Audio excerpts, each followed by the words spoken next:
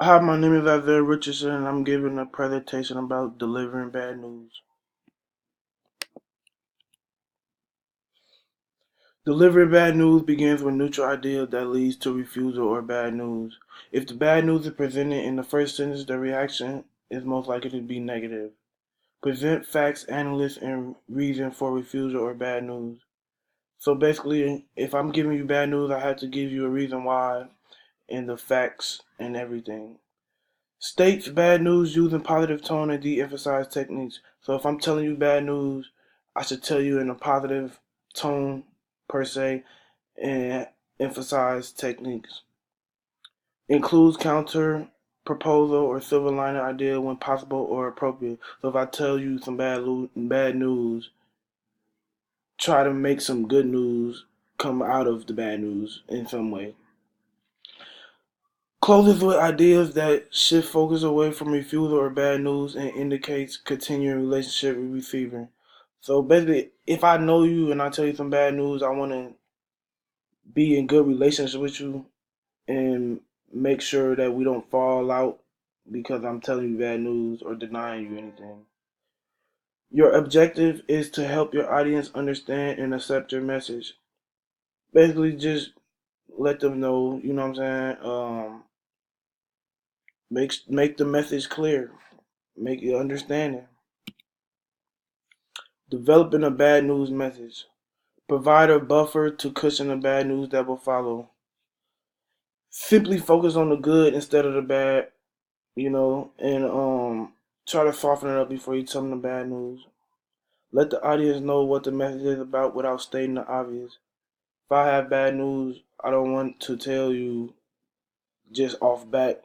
You know, I don't want to be obvious with the bad news. I want to soften it up before I tell you. Serve as a transition into the discussion of reason without revealing the bad news or leading the audience to expect good news. So, with that being said, try not to lead the audience on letting them think that they're finna hear some good news when it's really bad news in reality. Avoid the following weaknesses when writing the introductory paragraph. So, avoid the following weaknesses would be empty acknowledgement of the obvious, tipping off the bad news too early, starting too positively so as to build false hope. These are things that you don't want to do. Writing a bad news statement. A paragraph that presents the reasoning behind the refusal at least partially conveys the refusal before it is stated directly or indirectly. Position the bad news strategically. Use passive voice, general terms, and abstract nouns. Use positive language to insinuate the positive. Imply the refusal when the audience can understand the message without a definite statement of bad news.